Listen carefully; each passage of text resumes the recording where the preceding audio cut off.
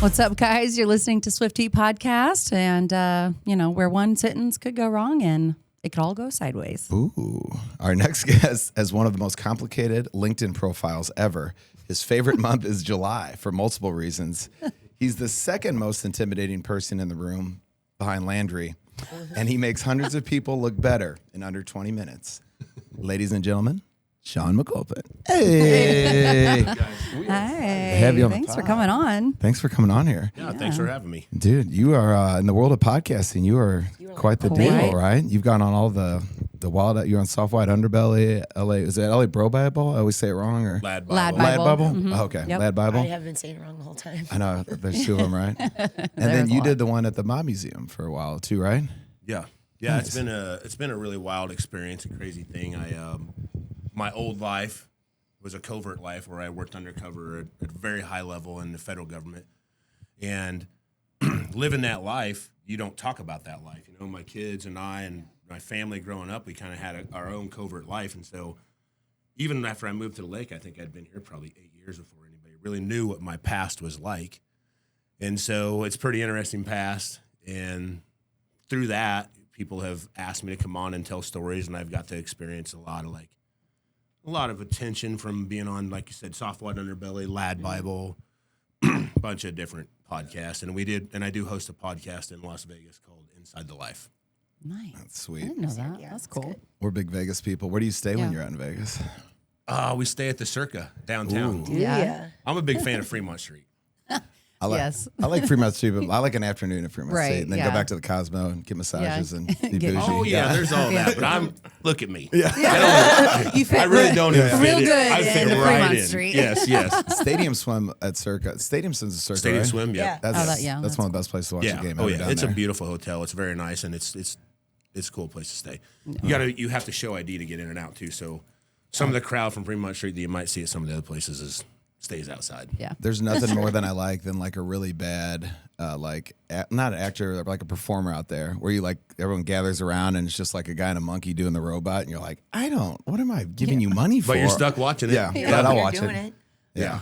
Well, that's kind of what I like about Fremont. You can go into CVS and get your a 6-pack of Tall Boys and walk down the street, and you are entertained. Yeah. People The watching whole time. there is You phenomenal. can see something every which way you look. Well, when we went down there, we did like work seasonally, and we went down there to like try and work, and everyone's like, you got to be part of the union. And we're like, we'll figure it out. And then we went down there, and it was tough to figure out because pretty much everyone's from the union, but that's all the way back from when the whole mob ran Las Like Vegas. Teamsters, Yeah. stuff like that. It's pretty mob oriented in general. My experience in Vegas has been a handshake and a wink will get you a long ways. You know what I mean? Yeah. If your driver knows something and you take care of him, you tip them well. Yeah, but your handshakes are like. I love that you're saying that because, I bet your handshake and a wink is way different than my handshake and a wink. When I was winking, Let's I be real. thought I was having a seizure. like, are you okay? Ow, here's my Dude, take whatever you Take the want. wallet. Yeah. Do whatever you So I know we're just going to touch on like how you got here and stuff, but like just a question I have like on all the undercover stuff is like Vegas, you'll run up a big tab or, like dinners and stuff like that. When you're undercover, like I would be like, hey, FBI or whoever, I'd be like, these guys are going to Nobu every night and then they're going to the nightclub every night. I got to fit. Like, how does that work? Like picking up tabs and stuff. Because That is a great question. Yeah. No one's ever asked me, and I would tell you that's the funnest part of the job. Oh, Really? man. I would. I bet. I mean, it has to be. So when they put together an undercover operation, kind of to give you an idea of like, there's a lot of people that say they worked undercover and they maybe went up to a car and bought some weed or bought an 8-ball of Coke or something. The stuff that I was involved with and the stuff that the other group of people, a very small group of people, it's called the undercover program, we'll call it. There was only about 210 of us operational in the country at the time. And you have to put together like a packet. Not me, I'm the undercover, but just much like your guys' business, everybody has their role, right? Mm-hmm. Someone's the face of the business, someone sells the business, someone does the book work and the back work and everything else. Very, very smart, intelligent FBI agents do what I'd call like critical book work, and they request money from the budget and all these things. And like you said, my role is maybe I'm buying $300,000 worth of methamphetamine, right? Sure. I'm going to live a lifestyle like I'm going to that's buy conducive to $300,000 that, worth of methamphetamine. So let's see, give you an idea. This one's kind of funny, I think. we were working a human trafficking case out in Philadelphia, New York City, and on the East Coast out there. And we needed a budget because we're going to spend some money, and we were going to spend a lot of time in strip clubs. So requesting money for the FBI for strip clubs, That's they're like, here's $150. I'm like, that ain't gonna do I'm it. a baller. Maybe make it rain. yeah. So it was easily to get anywhere from $500 to $1,500 to spend on a night just on dancers or Because you would have to mesh in like that. You couldn't just be cheap, or they'd be like, something's up with this dude. Yeah. Smell you out. Yeah. And honestly, I was able to some of the stuff I can't talk about because for sure, it's protected stuff, but like I was able to buy like higher end clothes, like really nice shirts and really nice shoes and outfits if it made sense for the case. Yeah. If I was working something a little different, I might have to stay in a Red Roof Inn. Yeah, Motel Drive an 8. old beat. I stayed at a Red Roof Inn in Toledo, Ohio, and the TV was literally log chained to the floor. How long were you there? How long was that? I would go in and out of there for like a week at a time.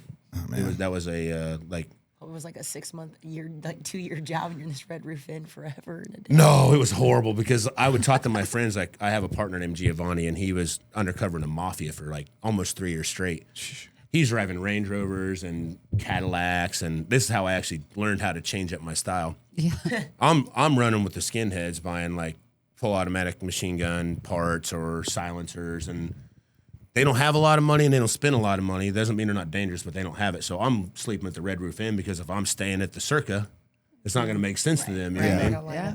And Giovanni, he's from New Jersey. He's got the accent and everything. He's like, Jesus, Dutch, what the fuck? Can we cuss on here? Yeah. Fuck you. Oh, yeah. What the fuck you doing staying at the Red Roof Inn? It's like, Jesus, you got to get a different gig, because he's a mafia guy, so he has the money.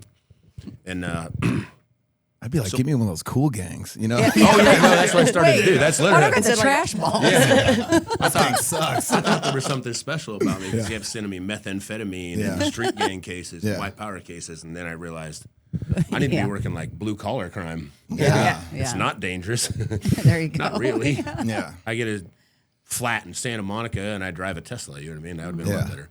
But to the point, we were able to spend a lot of money on dinners. It was not uncommon to spend $2,000 or $3,000 on a dinner with That's what I'm talking about. bad guy group or Yeah. drinks and food and stuff. And Vegas is expensive, and then you go out after that and you entertain a little bit and turn it into cash and spend it around. Just got to be approved by. Yeah, I was gonna say, do you get like a budget? Like, do not Yeah, go you over do, this actually. budget. Like underwriting. And It's then save your receipts. Some lady named Kathy that comes out and be like, Shaun, do you really need to go to the strip club again? It literally is like that. Yes. like Wolf of Wall Street. When he pulls it. Where's Dad yelling at him? It's even worse when they had to ask you like a name of something because you'd write a report. I think one I was, what the heck? Oh, I was at a place called Club Onyx, and they're like, so I just wrote Onyx, and it was a lot of money, and it was a pretty much an all black strip club in Philadelphia. And she's like, "What's Onyx?" And I'm like, "It's a stone.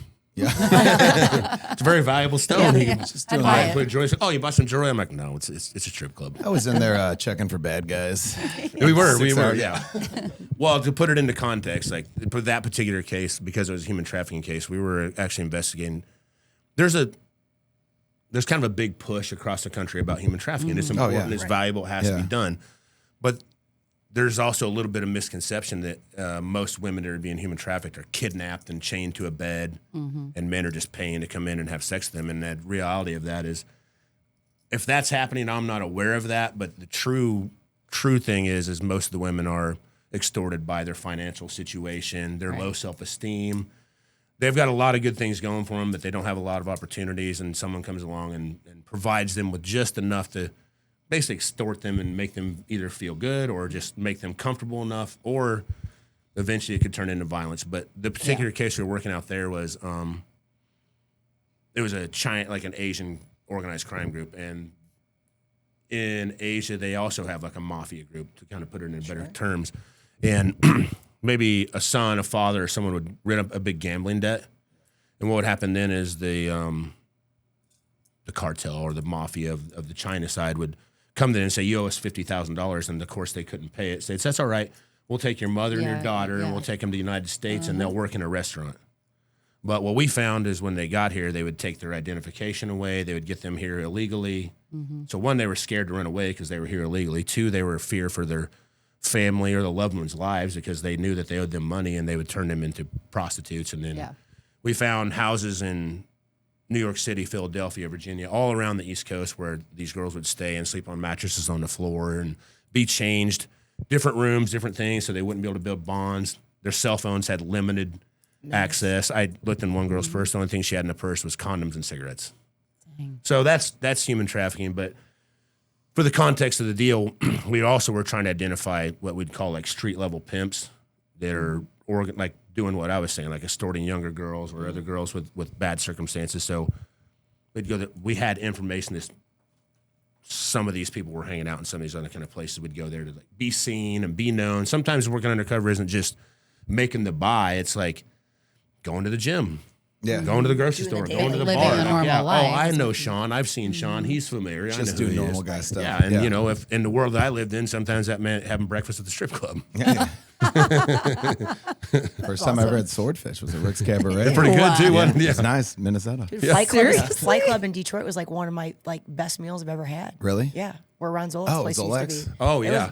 Excellent. The seafood tower. What's the place in Atlanta? It's supposed to have the best wings, the lemon pepper wings. Magic City. I've always wanted to go.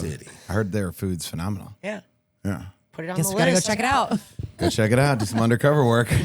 There's money set aside. I will say one other thing though is we're allowed to commit certain. They give you what's called criminal authority. So like one thing, it's pretty well known, so it's not really that protected. Is we had access to like stolen goods you might find in Chinatown and stuff like that, like swag, knockoff gear, like Louis Vuittons that you can buy for $200 instead of $5,000, and those would get seized by maybe federal agencies around the country or whatever, and they'd get put into warehouses, or whatever. If we could access those, Do you still have that hookup for Christmas time?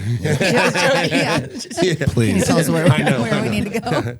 I got some Balenciaga glasses in my car I got for $25. You know what I mean? Yeah. You can't tell anybody. Just have it around. They're real. They're real.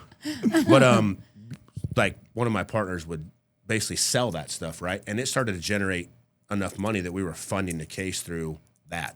Oh. You know, there wasn't really a crime against a person. The No stuff one's had getting been hurt. seized Yeah. legally. Yeah, no one's getting hurt. So we could do certain things like that to kind of generate income to help support the case. But most of it came from somebody writing a check. Yeah. How often do you have to like check in with whoever is it like a daily thing, or is it like they check in every week, or it just seems like such a wild deal? So Yeah, it is. Well, and it's unique. So I think when you work undercover locally or like at a local level, you have probably a lot more oversight and a lot more control.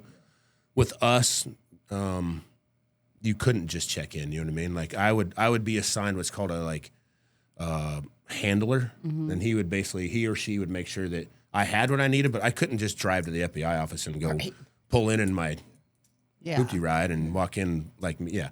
So I could maybe check in with them. We would usually, like on the beginning of a case, have what's called a briefing. You'd sit down with the case team people, usually a couple of bosses, the case handler and the undercover handler, and we'd have a plan. And then, but like generally, say we do a deal today, this afternoon, I buy a bunch of meth or some guns or whatever. The rest of the team who's on surveillance and works over, like in their true name, identity, and stuff like that, they already know. They take their kids to basketball and soccer or swimming lessons or whatever, and then we still have to kind of live the life. So you're kind of disconnected. They're kind of trusting you to carry out this mission. Yeah, you still got to hang around and be around. And if we're not doing anything dangerous, then you're just hanging around. So you might check in once every 2 or 3 days. You might check in once every day. Just depends more on. than I thought. Yeah, it might be like they want to keep tabs on you because one, they don't want you getting hurt or lost, but also there's a room for corruption in there. You know what I mean? You're living a pretty free life. I said they're giving me cash. I got cars, watches, clothes, money. Right. You start to feel And good. then You know you're what I like, mean? yeah, I this is start great. feeling like a Dark gangster side. after a while. You know what I mean? I forgot I was Shaun. I became Dutch forever there for a while. yeah. Where did the name Dutch come from? Did you just pick it, or was it a name generator, or does it have any backstory to it? What'd you say? It was a Name generator. Well, isn't that Post Malone's? I think I he just think I picked got it out of a lucky. name. Yeah. So I did have multiple backstopped identities, like different names and things that worked and I could use for like renting cars or apartments or hotels, whatever. You got to have some kind of identity, right? Enterprise probably wouldn't let you rent a car even if you had one. We've been having some What's your trouble. name? Dutch. What else? That's it, Dutch. Like McLovin. Yeah. We don't have any. Love it. We don't have any cars. I tried to give me an undercover ID that said McLovin on it, but Dude, they get busted so fast. Yeah. But as far as like the name Dutch, so I had worked an undercover case where when you first start working in these cases, you either have really good success or you have failures, and you should learn from both. Fortunately, unfortunately for me, I'd had a lot of great success, and I started to get a little cocky, and I started to get a little overconfident, and I would get a case handed to me, and instead of like researching and being prepared and stuff like that, I'm like, I can do this. This is easy. Well, it about got me hurt. I ended up short, less violent version of it. I was on a compound down in the South. Oh, I listened to this. And on a global, we'd call it domestic terrorist case. And I hadn't done my research. I hadn't done what I was supposed to do. And they ended up having to send a SWAT team in the middle of the night and break down barricades and grab me and get me out. And so I learned some lessons there. Yeah. So how I became Dutch is I was getting ready to go work another long-term case. And this case involved people, an organized crime group that it wasn't uncommon. They had been infiltrated. There had been wiretaps on them, wiretaps where they listened to their phones and everything. And so they were very, what do you call, like, very aware of the government's, the way they do things, or tradecraft and how it works. Excuse me. So a lot of times I would be introduced to these cases by what's called a source. A government source is motivated by a number of different things. Some of them, very, very few that I ever met, were motivated by doing the right thing. Mm-hmm. Most of them had been caught and wrapped up in some kind of criminal conspiracy, and they felt that whatever they had to lose was greater than what she had to lose or you had to lose. Well, I have kids. I have a job. I barely do anything. And so they would flip, become an informant. And that wasn't my role. I didn't sign up informants, you know what I mean? The other case agents and stuff would do their due diligence and background checks, and they would work with U.S. attorneys and determine who would be credible enough and trustworthy enough to become an informant. And if the informant introduces a source introduced undercover, he's been pretty vetted, he or she, because you're burning not only the informant and the source, but also the undercover and part of the program and all that goes into it. So you want to be really well prepared. So since I wasn't prepared the time before and it about got me hurt or killed, this time I knew I was going to be flying across the country. And so I went through preparations to, before I even went out there, I met the source and I was like, I want to know everything about you. Where did you get this tattoo? Why do they call you this? What about this? And we came up with, what are you going to introduce me as? And they were a motorcycle club. And so everybody in the motorcycle club had cool names. Yeah, cool. Well, they weren't all cool names, but they were definitely names. And he's like, I'm going to introduce you as Bones. Bones. Come on. Bones sounds Bones. I don't want. No, he's like, I already told him your name's Bones. I feel like Bones would have already been taken. Yeah, I know. I feel like that too. I know. This is a positive story because I didn't want to be Bones anyway. No. But what I did is I basically told him, I said, before the first time every time you meet with these people, every time you talk with them, every time you're with them, I want you to say, let me check with Bones. Let me talk to Bones. You know, like if I'm like, if you say, I ask you something, they go, yeah, you might say, let me check with Mike. Mike's the boss. I'm going to check with Mike. You know, I'm going to check with Mike. Let me check with Mike. So I told him, I encouraged him. I said, every time you're going to do a deal or you're going to do something, just randomly being like, let me check with Bones. Oh, it's Bones. Hey, let me talk to Bones. Bones. So it's been about a year now, and he's been doing his preparation, and he's getting ready to go into this thing. And I finally fly out, and I've gone so far as to fly all the way to the East Coast on a one-way ticket. Got a two-way ticket from the East Coast to the West Coast in case they search me or find it, and they can be like, oh, he came on the flights he said he did. Everything's ready to go. But I've never been there, and I've never met these people, right? Think about that. Yeah. So like, there's a lot to think about. Yeah. There's a lot, and also if you think about like, are you the same age? Like your name, you've been the same name your whole life. Now we're talking about how did I become Dutch? I've never been Dutch in my life. Yeah. I've always been these other names. But we go to this, I'm going to call it a compound. You know the hotel, like the hotels that you used to park in front of the door? Yeah. Oh, yeah. Like the drop in kind of thing, you know? Like The stuff you see in the movies. yeah, you know, exactly. very, like, There's one on the main floor. You park your car right in front of it, or you can go up some steel stairs. And there's like a concrete runway, and there's a room up above. We still got some of these here. Yeah, we still got some of those. We should buy one. Right. Well, you should. Fair.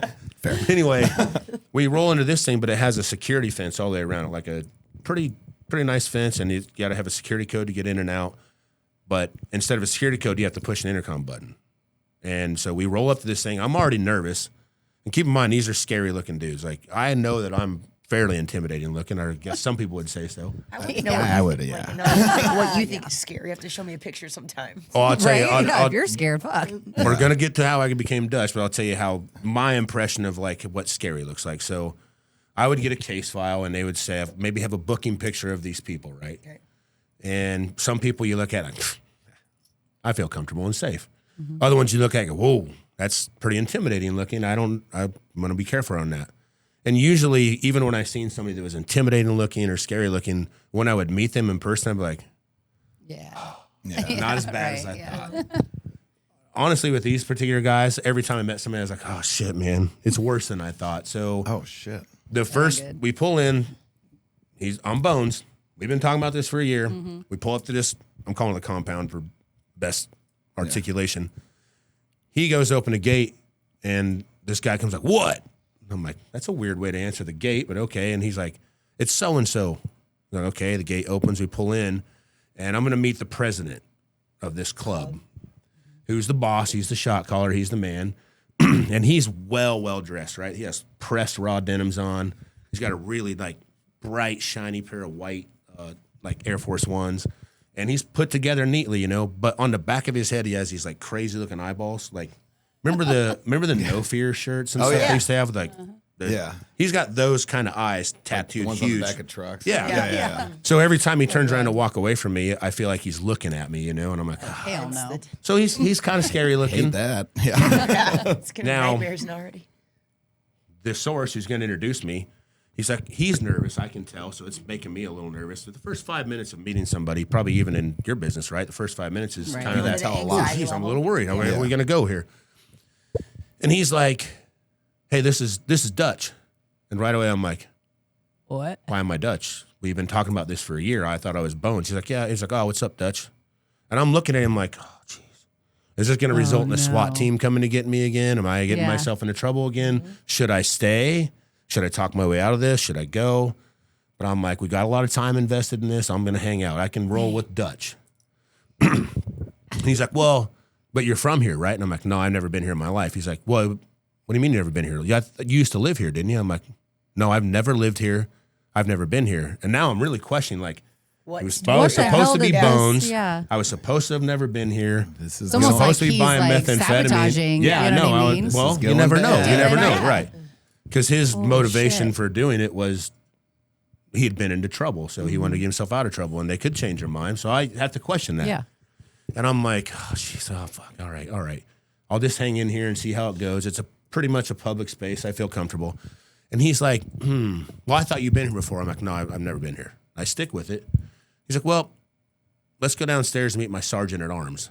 I'm like, that's the enforcer. That's the guy that takes care of shit that needs to be taken care of. And these are serious guys. I already know the stuff they've been up to, you know.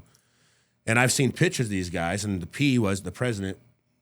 He was pretty scary looking, but I can handle that. Now I'm already worried because I haven't seen the sergeant at arms, and he's like, well, let's go downstairs. And we walk downstairs, and the door, remember we park in front of the hotel room door, it's now an apartment, is open, and it's black in the apartment, and it's bright sunny out here. And I'm like, oh, man, what's going to happen? He's like, hey, get out here. And he's like, doesn't say nothing. He's like, hey, nothing. And then out walks this giant pit bull. The guy doesn't answer. He doesn't come out. This giant pit bull comes out, like stacked up, juiced up dog. Yeah. And he's looking at me.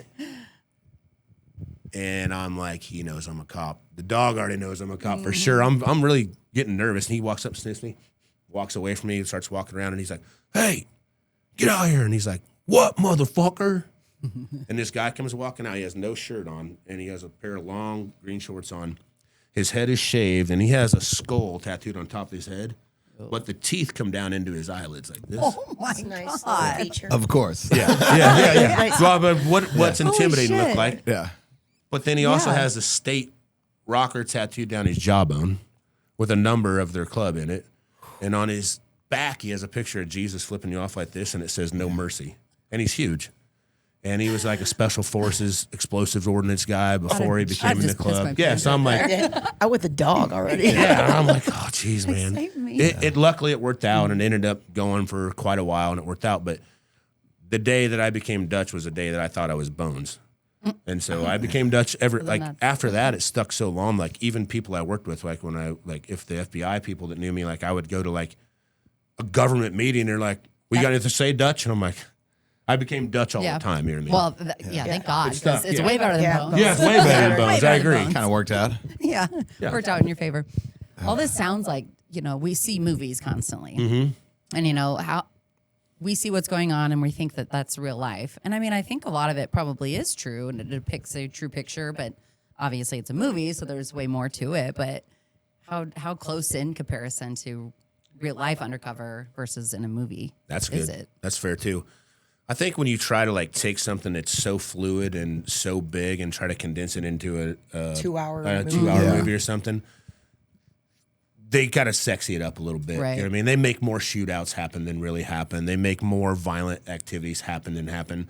And at the end of the day, if you're truly doing professional undercover, you can't do criminal activity. You know what I mean? Like you like I am the undercover. I can't be beating people down. I can't be putting guns in people's mouths. Right. In fact, if certain crimes are they outrun the crimes we're investigating. I was in a undercover deal and the person with me was shot and killed. And I had to come out of my undercover role because murder outweighs the drug case that we're doing. You know what I mean? And I had to go from undercover to, okay, this is done. Like, it doesn't matter. Like, we now have, well, plus I didn't want to die. But, so most of the time, though, I'd say in TV and movies, it's exaggerated, it's fabricated, it's made to, and also like, I'm not saying there's not bad cops and bad agents and bad people, but I feel like a lot of times in the TV stuff, they tend to make them bad, like parts of them bad. Right. We're all human, and we do some bad shit, but They I want to think have they more take of it like an far. arc. Or Well, like, they do, Yeah. yeah. And Bad the and people good. I honestly, I'm not a huge fan of police officers and stuff like that. It's not that I don't like them as people, but I'm out here with you guys now, so I don't like it as much either. But honestly, the people that I worked with were very professional and had a high level of integrity, and they didn't want to be involved in criminal stuff. So when I see that in TVs and movies, I'm just like, that sucks. That's not 'Cause Yeah. They're working really hard to do what they believe is the right thing, and they're doing the best they can to do it the right way. So I hated that. But as far as like, Just like the settings and the scenes Yeah. of like going in and like the big dude. With Yeah. his like you see that in the movies. And yeah, that's pretty truly close. what it is. It's pretty close. I'm actually big working. dog and, I'm actually scary working dark with place. like a production company right now, and they call that consulting or whatever. And they're like, Mm-hmm. "What would he say? What would he look like? What would he do?" But Okay. He'd have cool. teeth on his eyes and his Yeah. skull. that. But I mean, you've seen it before. You've done it firsthand. So you should be Yes. a great consultant. But I went undercover with Giovanni Rocco. That's one of my partners who did the podcast with in Las Vegas, and he'd been undercover with the mafia for about 2 years. And he called me one day. He's like, "Hey, Dutch, I need your help on this mafia case." I'm like, "Shit, dude, I don't know anything about the mafia. Like, have you seen me? Yeah. They're not even going to let me have spaghetti with you guys." You know what I mean? And he's like, no, it's perfect. Just follow my lead and do this. So to the point, I would go, don't kill me, mafia guys. But when I would go meet the mafia guys, I'd be like, I mean, you could probably have me killed, but I don't feel like you're going to kill me. Yeah, you're not gonna. Not when I'm Yeah. meeting with a guy with a skull on his head who has Right. nothing to lose and is happy to commit violence. Like, it was a different thing, but Once you've seen Skullhead Guy, you're like, it's hard. It's hard to get past him. Yeah. I'm a big nickname guy or whatever. So like Dutch or whatever, like that's all intriguing. And I'm like, did you ever run across one that was like really silly where they're like, this is a Stinky Fred or like, because they all have like weird nicknames, right? They like, do all have those guys- goofy names. A lot of mafia guys had goofy names. Fat Tony. Well, Fat Tony, I yeah. mean, But I think that's that'll be like FAT or PHAT? Which one? who names these people? Because you think it'd all be like the Razor Blades or the, like something crazy. But I agree. yeah. Yes, just like mascots at like in high school. Yeah. You're like, what? It's like an Animal House Maybe where they name the guy what are we- Flounder. Maybe it's It more was like like the monarchs, the less like a butterfly. intimidating the name is, the more Yeah. intimidating they actually are. Like if some scary guy and his name's just Al, and you're like, I mean, that would Yeah. mess Like me one up. I'd be like, syllable? wait a yeah. minute. reverse psychology Well, think situation. of The Sopranos. You got Big Pussy. Yeah. Yeah. That's a, It suited That's- it. that's- It that's fit. yours. It fit. That's gonna be your name. That's his new nickname. Oh, jeez. We're going with it. no, but there's always like, everybody gets silly nickname. He's like, we have a buddy named Stinky, and it just sticks. And it's I feel like I know He's him, but I'm he not is sure. in the we- mafia. We don't really get to But- call him Steak. no, we don't call him Stinky anymore. But no, they're just the nickname part of it's wild. So it's Yeah. weird that like it's such like a outlaw manly thing, and then they're like just toss some like little like middle school nickname with stuff. It's like so Well, wild And to they me. run with it. Okay, Yeah. to the point then. I feel like Dutch is a tough, good. The one like a syllable is solid- hard. Yeah, it's yeah, good. yeah. It's good for me. And Yeah. also Yeah. the Predator. You know, Arnold Schwarzenegger in the Predator was Dutch. I never knew that till after I became Dutch. Oh, A lot of a little bit famous, fresher lot of there. famous Man in that badass movie, Dutch yeah. guys. But when this source said, well, "This is Dutch," at some point we're having beers, hanging out with these guys. Like, why did he call you him ask Dutch? him? Yeah. He goes, we went to eat dinner one time, and he's like, I can't find my wallet, and he had no money. He's like, I guess it's a Dutch dinner. Like a Like- split, like you, like double. I'm I going was cheap. Dutch, yeah, like yeah. a- yeah. I guess it's yeah.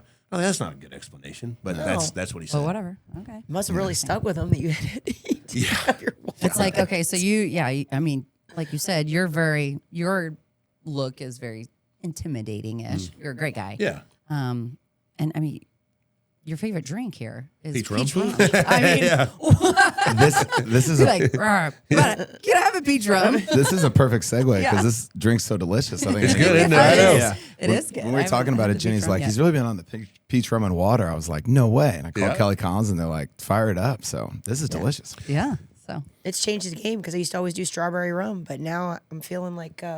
I mean, I pegged you for Bars pay attention. Jameson I never or, you know request what a I mean, peach some rum. Crazy. I've but done it. I love it. I've Yeah. done it. I mean, it's very refreshing. I It love is. it. Actually, Nikki did introduce not peach rum to me, but I was in the pool one day and we are drinking, and at the end, later in the day, you're kind of like, oh man, I need Can't to you chill out. She's, something? I go, what are you drinking? She goes, strawberry rum and water, and I was like, I tried that. It was delicious, but it's a little sweet. So Yeah, I haven't found had the peach yet because I do the strawberry rum and water. But it's good, isn't it? really good. I like Yeah, the peach we gotta better. get I think on I like this. the peach better. Because really the sodas are, I need to get off the vodka Red Bulls, but like this gives you a little sweet in Bulls. the water. yeah, Drinking and you're staying hydrated. The hangover's probably less. That's right. For sure. Although I down them like, you know what I mean? They come Oh, in these yeah, little they go cups and I'm fast. like, I just killed that one. So I used to drink like heavier stuff because when you're with the tough guys, if I'm with the skinheads or the bikers or the whatever cartel You're not- guys, you're I'm not not like, ordering I have a whiskey give and give me strawberry gin. rum or peach. Yeah. Yeah. Oh yeah. That was usually like shots of Jägermeister, and Record with tequila. Mm-hmm. I've done a lot of Jameson. yeah. we had Ed Brown in here. He's the Missouri Eagle guy, and I was dressed as Budman, and Barrett Dickman was what's the one in Columbia? It's N.H. Shepherd. Yeah. So I worked with him, and we went into this like biker bar, and I was dressed as Budman, and I was working with Barrett, and we go in there, and we were trying to give away Budweisers, and all these people are at the bar, and we walk in, and it's like record stops. There's You're dressed. Why are you working for like Budweiser at the Yes. time? Okay. Yeah. I need Yeah. to get that part. Like, why are you dressed as the Budweiser? So Barrett fun. Yeah. had graduated. He was older than me, and he got this job as a promo guy. Yeah. And he goes, "Hey, we need someone to dress as Budman," and I didn't have any money. And he's like, "You dress like Budman for a half hour, and then you get to hang out. The Bud girls are there. You get to drink for free all night, and you get out." And the money was good. I was like, "I'm in." And He trafficked you. Yeah.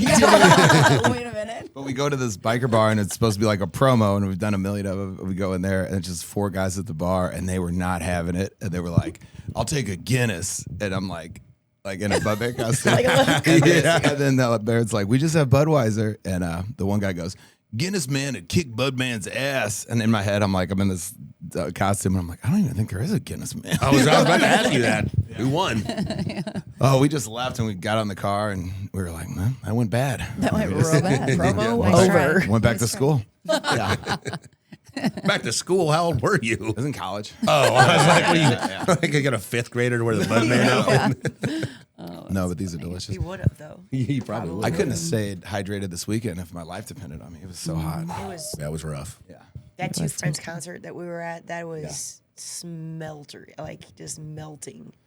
But it We was stuck it out. such a relief because it was finally dark out. It'd been like 110 and burning sun, and Yeah. then I was dark at Shady's. It's It pretty was- comfortable. I was doing Katie's wedding, and it was so hot, and I was wearing a suit, and everybody was walking down, and so I was standing up there. I had like a portfolio, and I was getting ready to talk, and I had like hair gel, and it started going down. In your eyes, your blood. Oh yeah. I kept doing this, and I'm like, I'm not crying. I just because I was just pouring sweat. But Oh, it that was burns too. Yeah, Yeah. it was a good wedding. It was fun. That's how it was. It was fun. Yeah, Where are you from originally? you're not going to believe this. Probably not. I'm from a really small town in the southwest corner of Iowa called Clarinda, Iowa. Oh, damn. Clarinda. What's the Omaha connection then? I thought you were from. Yeah, well, Omaha. Omaha's only about an hour and a half or two away from there. okay. So, I worked out of the Omaha FBI office, and I Omaha's worked for, cool. Yeah, it is cool. I like that city. And there's a police. I was actually what's called a task force officer, so I worked for a local police department. Yeah. And then I was assigned full time to the FBI gang task force, and that's where I worked undercover, like in what's called in Omaha. Yeah. In a metro drug task force, and then What ultimately, part? Like what street? Because I know, like in Omaha, everybody talks in numbers. They're all, Yeah. everything's 12 Dodger- 24th yeah. Street. Yeah. There's all the indicating. It's like a numbers. grid. Yeah. I can't believe all the people I know from Omaha now. It's so weird. Yeah, I think the lake draws a lot of people from Omaha for sure. does. They're definitely here. It's not Kansas City, St. Louis. Even it's Iowa, but not Yeah. necessarily Iowa, Nebraska, Clarinda. definitely. Yeah, no, yeah. It's more Omaha than St. Louis. Yeah, for sure. But as far as what part of Omaha, all over the city there. Mostly in neighborhoods that if you were from the area, you would probably expect, up north, down south, Yep. on the east side. Dodge Street, down our street, Dodge Street, and all that stuff down in. Yeah, we didn't work in Dodge Street very often. It's more like, like 24th and Benton, maybe like 10th and Yeah. Don't look at me. Crap. I don't know. I never. Well, he doesn't take me down there. But is there a bunch of Keno down there? Because otherwise, we probably would never go. No, oh man, you're missing some of the best parts. Working undercover and living in. So I like to think that when I was working undercover, I didn't grow up rough. I came from this small town called Clarinda, Iowa. It was only about 5,000 people. My dad worked in a factory. My mother worked in a factory. I grew up with my parents. I had a good life. I ran around with some wild dudes, and I seen dope, and we messed around stuff like that. But we didn't have gangs. We didn't have violence and all that. So I had a pretty easy life. I think working undercover, the best thing I loved about it is I got an opportunity to look through a window into the lives that I always wondered about. You know what I mean? Like, Right. socially, people do drugs. They do a little bit of coke here, a little bit of this, a little bit of that, but not very many people have sat in a room with 80 pounds of crystal meth and a money counting machine and 300 grand. And you always wonder what happens, what's it like? So you were saying, is it real? Like in the shows? Yes. I used to deal with this guy, Pachuco. It means gangster, I think, in Spanish. That's and he a cool drove. name. That's a cool. now. name, That's a right? good one. Yeah. Go. But he drove a brand new F-350 lifted with 30 some inch wheels on it. Rolled up in a gang looking car like you'd imagine, sagging and bagging, big baggy shirts. I fell in Sagging love and with it. I bagging. loved it. Look at me. But also So what I Pachuco's also drip. yeah. But I also went to parts of town, not that I was ever scared to go there, but you stay. Most people grow up in a city, stay in a 6x6 block radius. True. Yeah. Maybe you go to your kid's game somewhere over there, or you go to a dinner date down here. But for the most part, you live in a community, and you never get into the other community. So when I was running around doing that stuff, I found out where the best places to eat were. Going to a Mexican restaurant, Dive, places. Yeah, I went a see taco truck. Vinny's or, place Bet. in Lori is Oh yeah, Vinny's. Vinny's Yeah, is so yeah, good. yeah. When I was talking, Victoria's Secret. we were talking about that tab question. She was like, "Actually, loves taco trucks and food trucks. Like that's your jam." Oh yeah. Oh yeah. $3 burrito off a taco truck. I'm in heaven. We need to take you to Fatty's next time. Fatty's, it's like they do these Cajun boils. Where's They've Fatty's at? They've only been here twice. Out of Jeff City. Oh, it's a this truck. really cool Yeah. family. They're like little kid runs the front. Like We should call them and have a. We should actually bring them just down have here them to day, the. like on our lot. Yeah, on our oh, lot man, one time. It's so buttery. I'm When gonna we binge ate it all it, day I long. felt like I had It's to like take a a seafood shower boil afterwards. truck. It Oh, was- it's greasy. And this Cajun kid is a boil. hustler, and Yeah. he is so good at It was his job. delicious. He's- Yeah, That would be it's- cool. It's the best food truck I've had. Yeah. You know what's odd is yesterday. Was it yesterday? I don't know. I was in the kitchen doing something, and Hudson comes in and he's like, "Man, I could really go for a seafood boil right now." I'm like, How old's Hudson? he's 11. He wants a seafood boil. Pretty cool. Stop, like, it was out of the blue too. I was like, I go, what? You want some corn and potatoes, or like you want Crawdads, crab full boil. legs, shrimp? Yeah. I'm like, yeah. Bougie He wants a seafood boil. He could really go good for one stuff. right The now. highest- Tell him to book the truck for us. Well, now The I'm truck like, has a seafood boil, right? Yeah. Because someone came in my barbershop the other day and it smelled like garlic and butter. Just like, They probably I have needed fatties. to wash this from being in there. Yeah. The highest rated restaurant in Key West forever is always Garbo's, and it's a food truck that was by the Conch Farm, and they actually moved it where Hanks is now.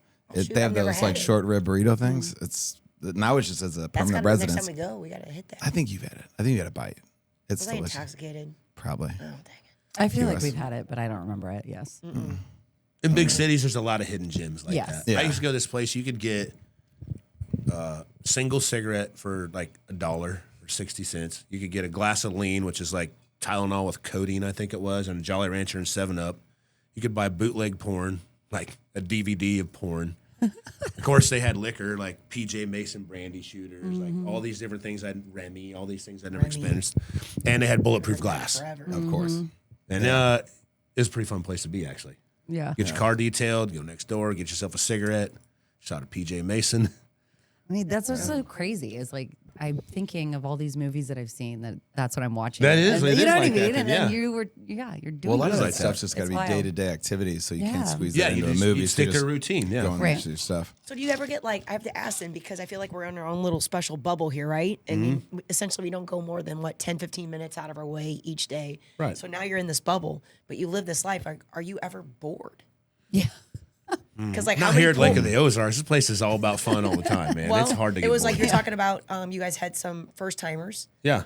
and they came in from the city Yes. and they thought that Gator was just crazy. Yes. Nice. Yeah. So, and she runs. She's a manager for Paramount in Brooklyn.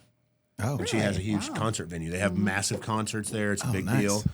She's very worldly, very cultured. Both her and her boyfriend have been around everywhere. And we took them to the Two Friends concert at Shady there. Well, you actually got us in there.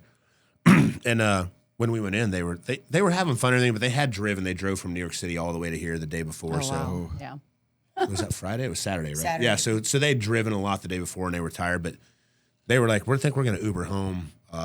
This is too much."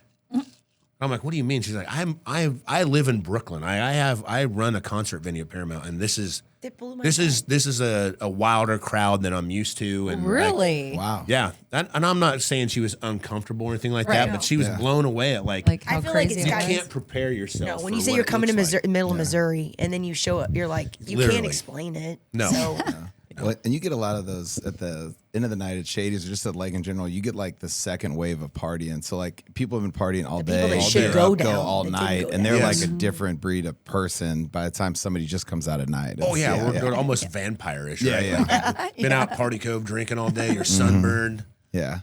couple shots and some Tylenol, and bam, you're at Yeah. Shady No Gators naps. partying Don't again. take a nap. No, Don't you do take a it. nap, you're done. no, you're done. Don't do it. That's for babies. We were hanging out at Party Cove one time, and it started raining, and they were like, "You guys need to get in the boat." And you and me were floating around drinking beers, Yeah. and I was like, "If I die, I kind of want to get struck by lightning in Party Cove because that's That'd be pretty awesome. rock and roll." And then Sean's like, "If that happens, I'll get a lightning bolt tattoo for you." Well, Cassie got one for me, and I'm not even dead. She's got, Oh yeah. Very cool. Good thing it's just one. yeah. I don't need him to die twice. Yeah. She was covering up a tattoo with like a little bit of a Z in it, and I told her she should have went with the Just a You little covered a bit. tattoo up with that? Yeah, it was my ex. She was trying to Yeah. use a. Hold on, yeah. this tattoo is about this big, so I don't know what you covered up, but It was a Z. oh, It was a okay. Z. So she was like, "Well, what do I do? How do I make?" She was this like into Mark. She was like a something?" Mark woman. I told her she should have went with the Garfield When you get sleeping. branded, she had to Yeah. change her branding. Garfield sleeping with the Z's coming off. Yeah, I know exactly what Yeah, you're talking about. Yeah. Okay, all right. I'm just a sleepy girl. Yeah. Like the so tired. Yeah. Is that your only tattoo? So that's why she leaves early a lot. Okay. I'm like almost as tatted as All right, so I'm catching up. I know. 7 big ones. You should see if Kelsey will cool with that skull. Top there. Yeah. Oh, yeah. Oh, another good one. Yep. what is your count, Shaun? How many tats Yeah. you got? I don't even know. I think No? they all run together. I mean, Are you building on one? Or are you still like going for I the? haven't been tattooed in a long time. No? I Do you usually go with the same guy or you mix it up? I used or- to go with the same guy all the time, but over the years, as I've traveled around and I've got to meet new people, like Yeah. I find a tattoo person that you kind of vibe with, just like anything else. You know, I do haircuts. Guys come in I think half the time they get a haircut from me because they vibe with me well and they like the conversation. Well, I hear your spot is like super It's awesome. dope, though. Oh yeah, it's cool. It's cool. Really cool. It's unique. Yeah. But I always went to the same tattoo guy because then you kind of, for me, if it's any suggestion to you, like they kind of know your style and they know your personality, and you're probably the same way. They can kind of flow it all together. But I have. Did you ever get one like while you were undercover? Like you had to get one like with a gang or like a group? Or they? No, that happened to me quite a bit, especially when the political stuff that I did, like the white supremacy and stuff, they would oftentimes like, want me to. And I remember I asked a U.S. attorney and a couple of case agents, like, hey, they really want me to get a Wolfsanger or like some SS or swastika tattoos. And they're like, you can do that. And I'm like, what are you Please say talking no. about? I'm not going to You're do how do that. you, Like, sidestep it yeah, when I'm it not. comes Oh, up? what? They're like, well, we'll pay for it. And I'm like, that's not the That's point. not. I'm not yeah, going to that's not what I wear. was asking. Wait till you see my strip club tab now. Yeah, no kidding. Yeah, it's going I would way give up. you back. Way up. Big fist fight happening there. But yeah, I never got a tattoo that was specific to my work. I anything. will tell you, I did get one on the palm of my hand one time. It's a hand of dice. Oh, And that's cool. someone, This story's crazy. You've yeah, told me the deal story. had went down, and this guy was killed while I was there. And I remember I was talking about it, and I had to talk about it a lot when it first happened because it's a pretty big deal. You know, when you lose a high level government source and they're killed on your job, it impacts a lot of things. We have to look at policy. What are we doing? We're doing this. But for me, it was just a very impacting thing because I knew him. It was very personal. And people would be like, how do you do what you do? Why do you do this? How do you do this? And I used to say, you get the case, you get all this preparation, do everything you're supposed to do, but at the end of the day, you still have to walk in the room. And so if you imagine when you're, what we used to call it going live. So when we're out here talking about doing a case, it's easy. It's like, oh, I ain't scared of nothing. I can do this shit. I got this shit. Give me the money. I got the clothes. Got everything I need. But really, as soon as you walk up to the door, like I called it door, like the threshold. Once you walk into the case, you no longer have control, right? So like, well, what do you do to prepare? And I'm like, well, I'd be as prepared as I can ahead of time. I take deep breaths. I think about what I'm going to say and what I'm going to do, and I just got to be fluid, know what I'm going to do. I said, but at the end of the day, it's just a roll of the dice. And so that's a losing hand of dice. It's a lose. Yeah, because at the end of the day, you could just lose. You know, you could do everything perfect, and that's sometimes you're gambling a little, you know? Right. Well, sure. That's the only one I have that I think was kind of work-related, and it was specific to that moment in time. Kind of speaking of that, like I know did you go through training and all of that to learn how to do this? Yes. Like how much training did you do? I'm so glad you asked me this because we wanted to keep it light and funny. This shit's funny. yeah. This is funny.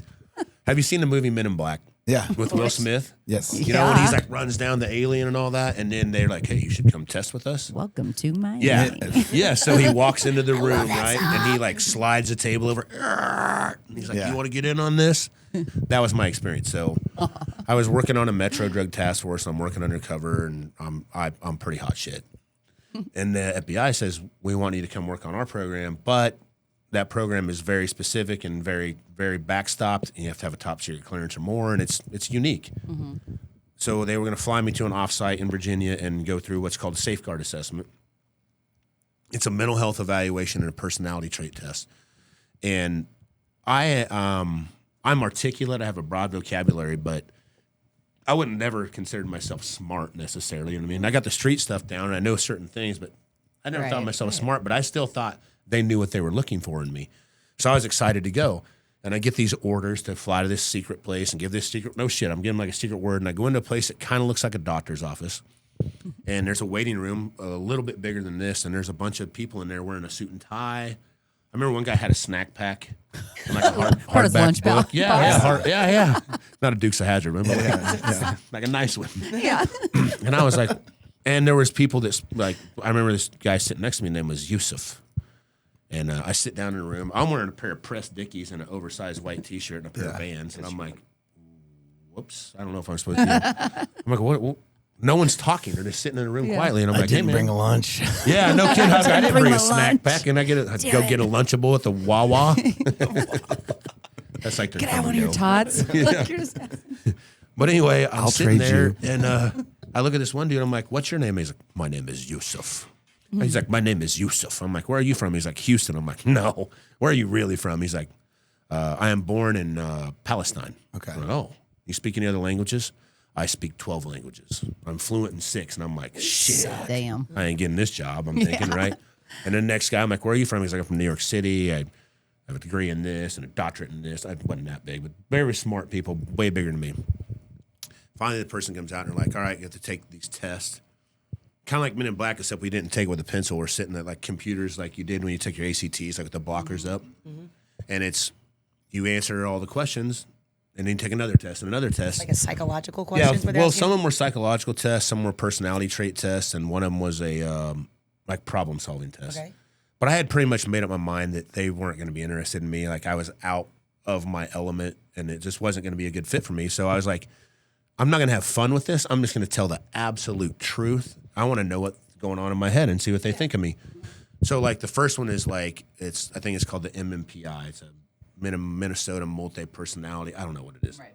But they ask you tons of questions, and they're all yes, no, and true, false. Like, do you like children? Yes. Do you like flowers? Yes. Do you want to burn churches? No. Have you ever had a bellyache yet? Like hundreds of questions. And I'm like, yep, nope, yep. I'm just telling the truth. I'm the first one done, and I'm like, yes. Like I somehow won a race or something. They're over there. This is Yeah, either and you're good- going, dummies. This is either good or bad. Yeah, I don't know if it's good or bad, but I'm like, we'll see what happens. I'm like, next test. They come in, I take all the tests, and then someone comes out and they're like, Shaun? I'm like, yes. Like, Dr. Cruz will see you now.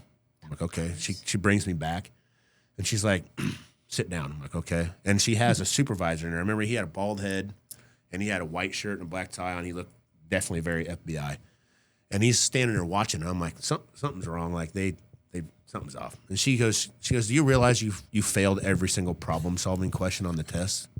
And I go, I failed every one of them. Well, that's another problem. Yeah, I'm like, Well, shit. I'm like, oh, okay. I said, I promise you, I didn't know the answers to any of them. But I said, I would have thought I got one right. She said, yeah, me too. You didn't get it right. Yeah, me too. And I was like, Confidence. yeah. Her name was Real Dr. hurt. Cruz. She was Colombian. And she was awesome, actually, because I got to know her after that. But she says, Thought I got one. I said, well, And she's thanks a cool. lot. You know, I appreciate you guys having me. And she's like, no, sit down. She said, everybody out there, a lot of them got hundreds, but they're abstract thinkers. And they're great. They're smart and they're intelligent. They're going to have wonderful careers. But we need something different for the things that we want you to do. And she goes, but we got to get to the bottom of some things. I'm like, okay. She goes, sit down. I'm like, all right. So one of the tests was complete each question. So, you know, like when you were a kid, they would give you like a partial sentence. And your job was to complete the sentence Like a grammatically. Mad Lib. Yeah. Yeah, something kind like of. that. Yeah. But you Little had to get it books. grammatically Yeah. correct and do all this stuff right. And I'm like, Fill I in the definitely blanks. am not good at grammar. She says, the first question is, my mother is. And your answer was loving, period. I'm like, and I go, well, that's a complete answer. Yeah. She's like, yeah, it's a complete sentence, but what does that mean? And I was like, well, my mom had me when she was 17. She was really young, you know, barely out of high school. And so she did the best she could, and she always did things with the intent of love, but it wasn't always the right thing. We don't always see the best thing, but always with the intention of love. So I said she was loving. She's like, oh, that's a good answer. She's like, all right. Next question is, all women are. I'm like, And she goes, you wrote hot, period. I swear to God, I did. Nice. And she goes, why did you write hot? And I go, Did you wink at I her? tried to spell beautiful. Yeah. I should have. Yeah. I go, I tried to spell beautiful 3 Dr. times. Cruz. Yeah, Oh, Dr. you do have Cruz. so much in trouble. You have so much in common with Swift. Spelling. Oh, yeah, you can't spell either? Oh, yeah. man. It's the That's worst. what I said. I said, well, I can't spell beautiful. Can you spell beautiful right now? What's that again? Can you spell beautiful? beautiful? But Yeah. I'm so bad at spelling, but we put out a magazine for 14 years. So I'm like, what are you guys doing with your spelling, dorks? Yeah. Correcting Oh, all yeah. yours in that magazine. Yeah, there's a couple in there, wasn't there? Oh, there's especially early on, there's some really bad misspelling. So So what'd she do with her hot answer? Oh, yeah. So she says, why did you write hot? And I said, well, I can't spell beautiful. No, I said, I tried to spell beautiful 3 times. I couldn't spell it. And she goes, oh. She goes, this is making sense now. Okay. Because she's like, all of your answers are like 1 or 2 words. And she goes, like so, short, So you really like didn't little get them all ones. wrong. You just No, needed I didn't get further them wrong at all. As explanation. long as I was able to articulate myself, she was okay with it. But they thought I was lying or hiding something. So she said, you're dyslexic. You can't spell, and you know you can't spell, and it bothers you, which that's how they work, you know? So she goes, that's fine. That's good. Now we know. So she goes, but now let's look at the rest of these things. And it's called personality traits. I'm really relating to this. Yeah. Yeah, you should go take the test. They would probably We need to get him one. You'd be undercover of the FBI next week, probably like, you're hired. Actually, he would be. I'm gonna get a that really skull good tat. undercover agent. 'Cause you just freaking crazy. You gonna get which tat? Skull The skull tat. tat. The skull tat. Oh, that'll help. Skull tat just blows me away. But your name, That'd be one I'd have to think about it. sweaty skull. what was it? Big Pussy? Big No, pussy. I need We'll a have to better change. name. I guess we'll have to change that. We got to come up with a good gang name for him. Like a spelling name, like a big vowel. Like Iowa, all vowels. We were talking about the guy that stole my car, and I was waiting for him. I had to wait for him in court, and Nelio Ferrelia, again, you owe me some money.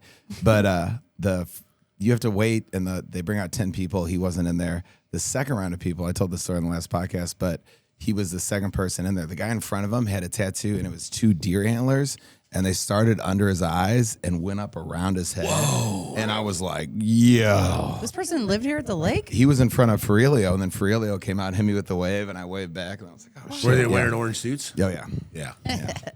But the deer, God, that had antler to hurt. tattoos on the eyes. Aurelio crazy. stole your car? Yeah. Easy thing, and I don't know if you can shed light on this, is but they had scratchers in there, and they were like, hey, are these your scratchers? And I'm like, I'm a big scratcher guy, but I'm a bingo scratcher guy. I like to get a little more bang for my buck, you know, kind of go through. Time, Yeah. You know? And they were all black 7 scratchers. And I was like, well, we don't buy those scratchers. And they go, this is big because we can scan a scratcher ticket. It will show us the gas station and when they bought it and go back to the tape and we can see who bought it. And I was like, holy shit. Because they said a lot of times they'll find scratcher tickets on crime scenes because people are hard up for sure. or whatever. And I was like, holy shit, I didn't know that was like part of it. No, that is true. I didn't know that. Yep. Because I've heard of people like breaking in when they used to sell them in grocery store. They break in at night and steal like the whole roll. That's the dumbest And then thing they'd ever, go 'cause around you and gotta just scan it, try to cash them all in. And it was appreciate the nod to this peach rum. Like, I'm not just saying this because they're sponsoring it, but this is nice. I like it with strawberry. nice. Yeah. I used to like, what was the not citron? Citron. Yeah, No, the what peach. was the- Ciroc. Ciroc. Peach Ciroc we used to be on for a long time. The fuzzy navels. Yeah. Remember that? Yeah. No, fuzzy buttholes. Fuzzy buttholes. Yeah. Sorry. My I bad. don't remember it. Yeah. We call it the fuzzy butt. What was in that? It was peach Ciroc. You used to have the Gatorade on the Yes. gun at the Gator. And then I think that And he was was it, just, and peach shaking up Ciroc real and quick. Gatorade. This is going to be the Fuzzy jam this butthole. weekend. if I've somehow, I can't believe I You're could have such a- recommended a drink You're that an you would influencer. like of being a bartender for so many years. Well, or I any usually, of us, really. I usually stay away from the rum because I like vodka stuff. But then I put a bunch of sweet shit in the vodka and to make it, like, yeah. Right. That's stupid. why it tastes good. Yeah. Not So- like rubbing alcohol. So we keep talking about how we want to get into the lake life where you're at now. Yeah. But just to knock out a couple questions, the one thing is like when you were doing this, I assume the worst thing that could happen for anything undercover was when social media really started taking off because if you're, with whoever and he's got the skull tat on his head and then he brings up a picture of you in spring break and you're like, hey, this was on your, you're like, oh man, I mean, that had to change because before it's like, it was harder to find pictures of people. And now I always think about even kids right now, how many pictures, they're just documenting their own lives. Their the whole time. entire, There's so everything much. that they do. So that had to change everything. So like, was there anything that, How'd you navigate that? how does that's got to change the game? Oh, it changes it completely. And you have to remember, it's even an even greater level than that. If you think about like national or global level, when you go to airport, there's biometrics now. So if I'm flying in a covert name and I have to stop and they take a picture of me and my retinas and my eyes and everything, and I have this name, you see what I'm Right, saying? Like yeah. you've flown right? You stop, they take a picture of your face. Yeah. If I go in there and I fly as a different name than I've been documented as, That's a whole different Yeah. thing. yeah. So So how do they get around that now? the same thing probably with like social media and stuff and everything else is like they probably create profiles, change biometrics, scrub do it, things. do yeah, this, yeah, that, Yeah. Yeah. I wouldn't want to get into detail how it can be done. no, yeah. It's very No, very tell me now. challenging. So It's very challenging. Even like background checks are pretty thorough. So if you give out a social security number, it's got to be well backstopped. I mean, it's hard to circumvent how much we have available information we have available to us. You can buy a subscription and do a search on me and probably find some stuff out pretty quick. Oh, they the board pays for like this is called forewarn, and all the girls can put in numbers and stuff and check people out. We actually went on. I just used it yesterday. Yeah, Landry called me and was like, this was a couple years ago, and was like, hey, this guy's giving me some weird vibes. Will you go with me? We went on a show, and we went on a show, and he looked at 3 houses. He's like, I'm gonna put an offer on this one, and then just disappeared, and never came Well, back. It was my like first weird. red flag yeah. was that he calls, and we had just had like a huge snow. It's icy as all hell. Yeah, There's icy snow everywhere, and I'm like, okay, you're coming from California or Colorado to come look at places, and I'm like, well, it just snowed, and a lot of our properties here, there's steep driveways, yeah. they're not You're not getting cleared, anywhere. like it's really hard to get places. Yeah. Didn't care. He wanted to still come look, and I'm like, okay, this is weird. So yeah, I was like, can you go with me? but yeah, you But- weren't able to do that before. You could Yeah. just You couldn't check yeah. and see his profile and see. Yeah, that's right. Right. I mean, and honestly, we went to some and it was over in like Rocky Mount or like wasn't pretty far ideal. away and like kind of the sketchier areas. So who knows? And you could tell when he saw You- me, you he saved was my like, life, maybe. like he wasn't. happy Yeah, about not digging no. it. Like Snapchat and everything, man. Yeah. Everybody, there's dope deals getting done on Snapchat. It would be tough to do what I did now. I mean, I've been out 10 years, so it'd be a lot tougher. But it's getting done. I'm sure. My last question with the undercover stuff. Is there anything that's been like undercover where there's something hilarious? Yeah. Okay. Yeah. That was my question. You're gonna- I want to get on that. That's all right. I'm going to be very vulnerable here. Okay. All right. I'm a masculine dude and I do tough guy shit, but I'll be honest with you. So I had a source, and basically these guys had gotten access to like some military weapons, supposedly. It was a really, really big deal.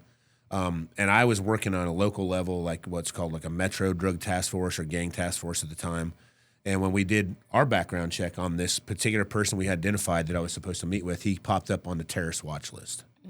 And he was a big deal. It was a really big deal. And so another triple letter agency came to us and were like, hey, you're working on a case that we have, and you're going to basically take our guy undercover with you. They like that or don't like that, right? 'Cause We don't like that. Okay. No. We're all territorial. They're all territorial. To, everybody's like, oh, I have all this That's mine, information. yeah. What do you have? Well, I'm not going to tell you what you have. You do a lot of that shit, because there's budgets involved and there's pride, ego. I mean, it's normal human stuff. But this guy, he was very dangerous. He ended up being very dangerous. So this other triple letter agency said, you have to take our undercover with you. And I look like I look, and I am who I am. And I was like, okay, they'll probably send me something like this. This was a very pretty guy. He looked like a Barbie doll, like a Chuck. Ken doll. Yeah, like Chuck taking you on. yeah, like a Chuck. And I was like, no, there's no way. There's no way. These dudes are not gonna do this. They're not. It was skinheads again. It was violent skinheads. Wouldn't do well there. Yeah, this particular guy beat his public defender. He beat him almost to death in the jail. Like, he was a very violent guy. Dang. But I have to take the guy, so I'm driving this big dually truck, and we have a full SWAT team and surveillance team, and all this great people are supposed to keep up and keep us safe. Mm-hmm. And we're going to go meet at this local bar to talk about these guns, and I have a bunch of money. I'm balling. I'm ready to go. But I was working 29 days a month. I was running hard all the time, and I had some leftover pizza. Okay. It was bread dough pizza, to be honest with you, and it'd been sitting around for a while, but I was in a hurry, and I was like, at some point during the day, I'd eaten this pizza. Now we're on the way to pick up this skinhead and get these machine guns. Oh, yeah, dude. I wish we had that pizza from Saturday. And I have multiple recorders on me because they don't want to miss any of the evidence. We got to get everything recorded. And I'm like, okay. Guy's riding the truck with me. I really didn't care for him that much because we just didn't vibe well. And I was like, you're intruding on me. I want you out of my truck. But we're driving along, and all of a sudden I'm like, whoa. Yeah. Bubbles. We've all had that. Bubbles. I'm not talking about bubbles. I mean, like, where your forehead starts to sweat. Yeah. Your mouth's watering. You're, like, You're about to pass and out. I'm like, I'm going to pick the skinhead guy up, right? And the ATF SWAT team's trying to follow me, and I'm like, he's like, They're what's like, wrong? oh I'm like, no. They're probably calling in. Oh, he's yeah. Going, Yeah. He's going. he's psycho. running. Yeah, he's running. I'm like, whoa. I'm like, oh, man. And when He's you like, gotta, what's Going wrong? rogue. I'm like, I got to shit. when you gotta go, you gotta go. You got to go. It's that time, right? I thought you were revving to hide leaning. farts. No, I'm leaning up on the steering wheel like, I gotta go. We gotta get home right now. But I still have to pick the guy up on the way, and I haven't told him. He's like, Dude, what's you're wrong? I'm covered like, in recorders. yeah. It gets better. You can hear. Oh yeah, I'm covered in recorders. I'm driving along, and this guy's bothering me. He's like, you okay, man? I'm like, No. I don't to me. feel good, Yeah. man. He's like, what's wrong? I'm like, I got to shit right now. And he's like, well, you scared? I'm like, I'm not scared. This pizza, just- bro. You should be scared. I'm yeah. scared to shit my I pants in my car. I ate some bad pizza, I think. It's really bothering me. I'm like, boom. We pull up to this apartment complex. I call the guy. I'm like, hey, be outside. We're on the way. He's like, what's wrong? I'm like, hurry up. Roll up. I'm like, tell the dude. I'm like, open the door. We're in a single cab pickup. I make the triple letter agency guy scoot to the middle. Like, get in the truck. He's like, what's wrong? I'm like, I got to shit. He jumps in. Whoa, we take off. We go to the bar. I hand him all my money. And I'm like, I'll be right back. And I take off running to the bathroom. And I come back out. And I'm like, alleviated. We made it. I'll be okay. Drink a bottle of Pepto and be fine. Floating on air. We make a machine gun deal and everything. I'm so excited. I've made this big case. This is going to be some awesome stuff. I'm out late that night drinking Jaegers and hanging out with the boys. We come back to the office next morning. I get there. I go to unlock my door. Everybody's sitting in there and they're laughing and crying. They're like, just folded up laughing. And I'm like, what are you guys laughing at? Oh, we're just watching your video from last night. Oh, it was fucking awesome, isn't it? And they're like, because yeah. You're in the shitter. Oh, that's all you could hear. You literally could hear me walk. You could hear me driving. And I'm like, what's wrong? I'm like, oh, shit. And then you hear him in the bar, and you hear my pants like, Because you're dancing around. no, I'm walking to the bathroom like as fast as I can. We call it barn sour when horses get barn sour because Okay. they see like you're like seeing the bathroom. You're like, Oh, yeah. it's You've about to seen literally Dumb and Dumber? it's coming You've seen out. Dumb and Dumber? Oh, yeah. You hear the door, you hear it slam, and you hear the zipper zip, and you hear Dumb and Dumber. I couldn't imagine. And you hear me go, I couldn't imagine how scary that is, and then having to shit your pants is so crazy. right? It's like another level of it. You'd be like, I would rather die than Yeah. shit my pants. I was so happy to have made it there that after that, I was like, machine guns? How many we want? Yeah. yeah, That is so for real. And then I made the machine gun deal. Yeah. And that made it. I actually was in Las Vegas doing a podcast, and we interviewed a U.S. attorney from someplace out in another very far away place, and they were like, "I got the video of you when you about shit your pants." You could have been like, if you did, you could have gotten the name like Poopy Pants. That would have sucked. Like Instead then of you just Dutch, got yeah. renamed. It could That have been happened. good at all. That happened. Dutch oven. Dutch oven. All right. Transition.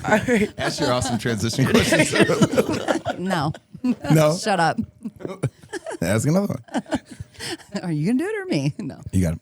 no. All right, so you're in So- Omaha, so you're yeah. going Yeah. then to when you get out of, and you finally how did you end up, I guess, in the islands? Like where? Yeah. Where Yeah, did yeah. you- That's so great. you did Where's this that- for 10 years. 21. Soon? Okay. Okay. Yep. So then. So 10 years ago is when you stopped. Okay, I so think you were that's a- doing it 20 years. Yeah. And then where'd you go after that? Oh, I had a very abrupt ending to it. Really? I was doing it. I think I was just fine for like 9. And I'm not a complainer. I don't whine about like I have experienced violent things and seen things that probably people shouldn't see, right? Mm-hmm. But when I signed up for it, I knew I was going to do that. You know, I'm not one to complain about like, oh, I saw so much bad stuff. I'm so hurt and broken. But at the time, I was probably a little overwhelmed. I was working multiple cases across the country. I was traveling all the time. My kids were. I should have been home taking care of them. You know what I mean? Like they, I think my daughter was 14 or 15 and my son was probably 12 or something like that. And I was just running them ragged. Right. But I went in on a Wednesday one day and I'd finally reached my cap. And I went in on a Wednesday and I told my unit chief, like, I'm never coming back. And he's like, what are you like taking the rest of the day off? Go ahead. It's okay. I'm like, no, I'm never coming back again. He's like, what do you mean? Like you have a terrorism case in California. You have this going here. You have this going here. I'm like, I'm done. Like, I'm just that's done. a you problem. Yeah. And I wasn't that abrupt, but I was like, I'm just done. And so the chief brings me in. He shut the door. Shut the door, Shaun. He said, did we break you? And I said, no, you never asked me to do anything I couldn't say no to.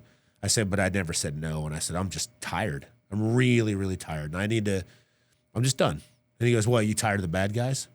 And I said, no, I can't tell the difference between the good guys and bad guys anymore, you know? And there are very bad people, like pedophiles, rapists, killers. Those people are easy to identify and there's a place for them. Right. But the rest of the world, I think really good people are capable of doing really bad shit, even though almost all of the time they're really good.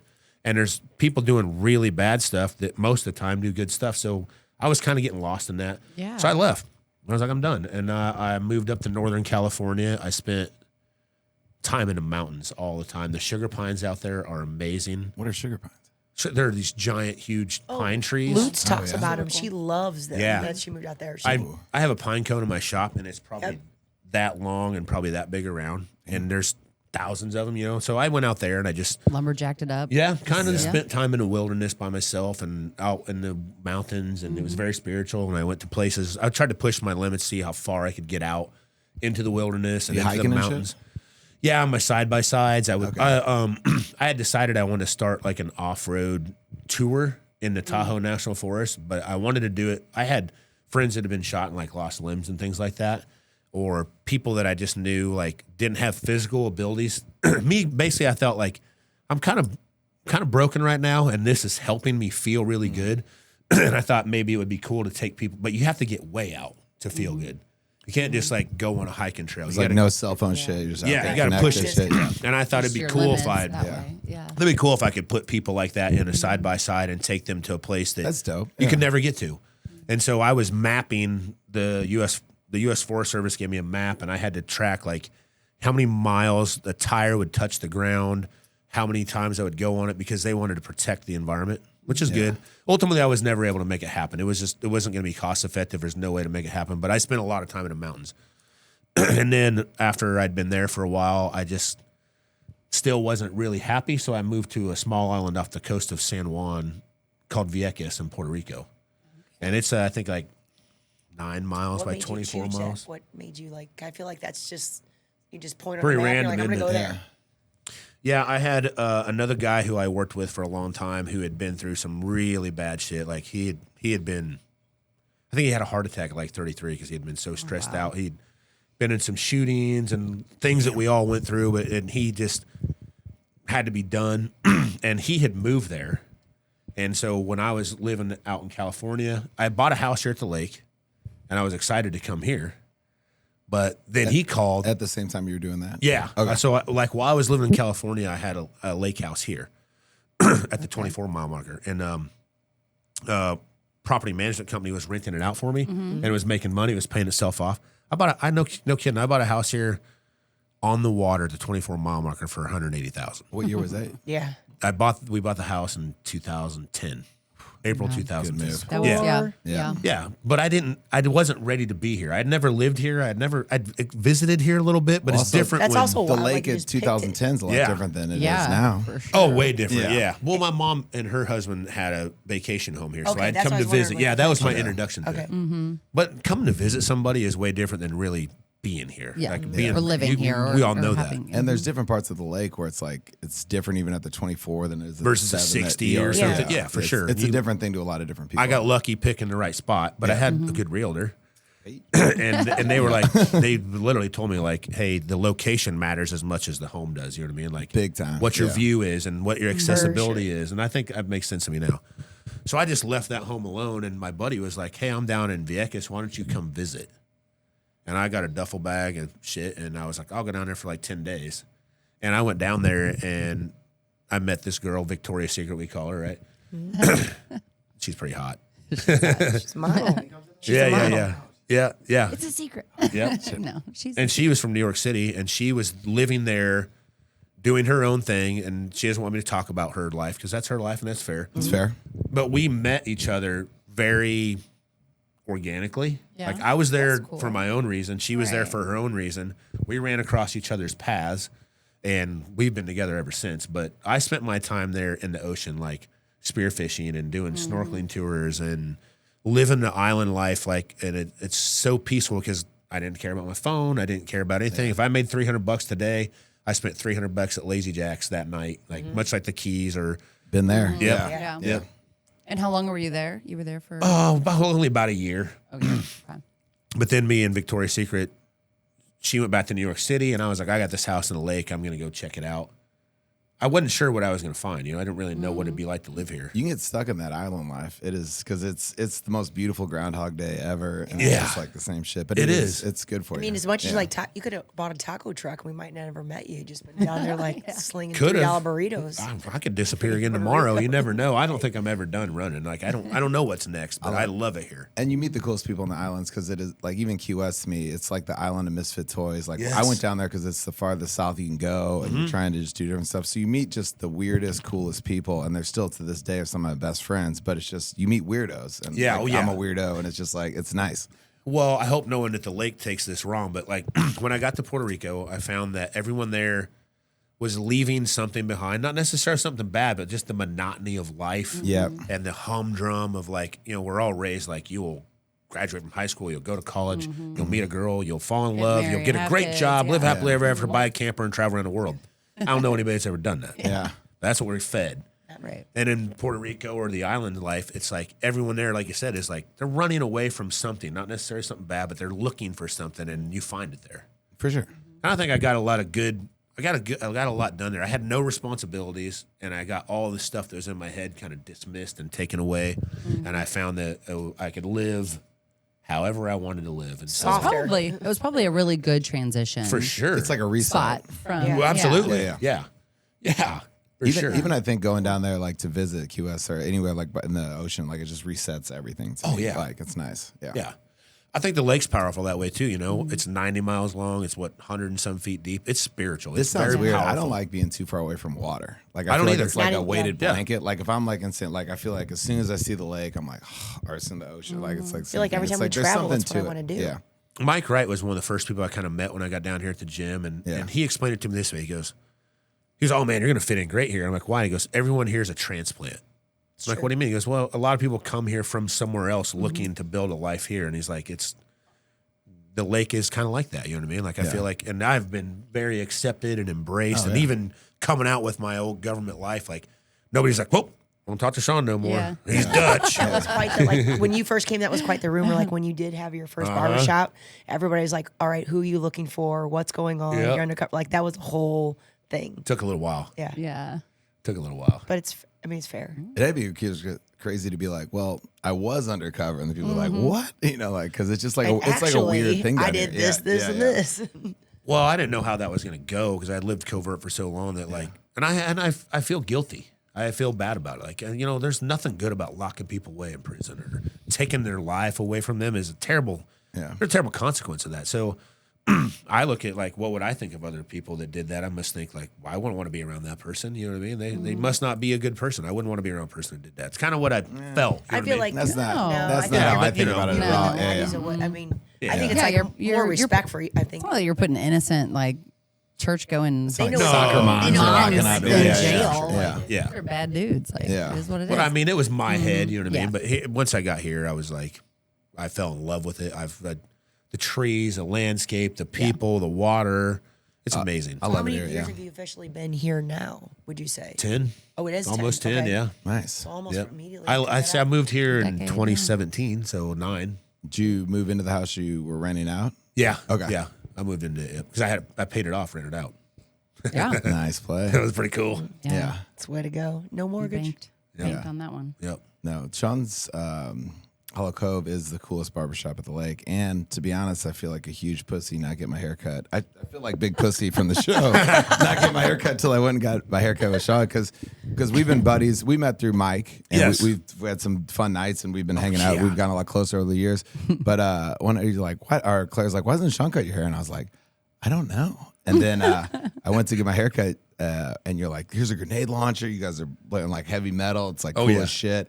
And then you're like, show me all this cool stuff. And then Jenny came in with oh my God, what your buddy's Big country. what's his name? He was on, Scott Payne. Scott Payne. I remember seing him from being on Joe Rogan. He's was like on one of Joe the Rogan. He fangirled out. Oh, yeah. He did. I messed up my name, introduced myself to him. Jenny What'd you knew- call yourself? No, And he's I good didn't at this. remember. He doesn't No, normally. I'm good at talking, and I went up, Yeah. but I'm just like such a big Joe Rogan fan. I was like, hey, I'm Mike, and I like stuttered it. Stuttered. And then Jenny busted my ass on it, and I was like, but I got back here to the office, and I got a haircut, and Claire's like, I really like your haircut. She's like, how was it at Shaun's? And I felt like a little kid. I was like, it was so awesome. He had like a rocket launcher and stuff, and Joe Rogan was there. It was like so cool and stuff. Yeah. Good. But, I'm glad yeah. you had that. No, but just from being there, like I feel like we want to promote your barbershop, but I almost feel like it doesn't need to get promoted because like every time Everyone I've been there, always has people problems. go in there and you're They're like, hey, scheduled. Like you don't just. Yeah. I want to start a barbershop just so Shaun will send his overflow to that barbershop because there's so many people that just go in there and you're like, hey, we can't do it. But you got it. It's just a vibe. Like Yeah, it's a very it's definitely vibe. It's just a cool thing. And you guys are doing your thing. It's Swags. awesome. He's got some sweet. All of us. Everything he does, he turn out is good. I took the slingshot over there the other day to get my haircut. That was cool, actually. He pulled right up front. Your hair is all Jamming. sticking You up. heard the music. Oh, yeah. out Oh, there, yeah. Did you see me and Mcalpin come back through? Oh, no, I didn't see you come back we were through. honking the horn because we went darn to the it. hot He lap. picked me Quite up that busy. morning. We went to go like for an appointment or something. He's like, I haven't driven a stick since high school. And just takes off. You know I what's don't know. strange? I don't is- trust you driving just a normal car. That's fair. I can't. No, I think can't he imagine- focuses more. I'm better Really? at that. Yeah. Yeah. But Because he he can't- pulled up on that thing, and I looked at it, and I was like, that just seems normal for him for some reason. Like, of course he's Yeah, driving right. that thing. Wouldn't surprise me. I miss it. I wonder if it Next, it'll misses be a you. little Volkswagen Beetle. We can still promote the barbershop, though, because it can always be busier. Oh, well, it's the coolest barbershop in the world. And if you don't go there, you're a pussy. No, I'm joking. But no, it's just you guys got it going on there. Like, because I went to a couple different places, but it's just sweet. And you guys are awesome. It's All just, right, where's and it? then, You drop it. Where's it at? I know we're so out there, but I will drop it, and with good intentions. And then we're going to get to the, I want to. Oh, yeah, we'll get to that, yeah. About earlier about a charity that I worked for.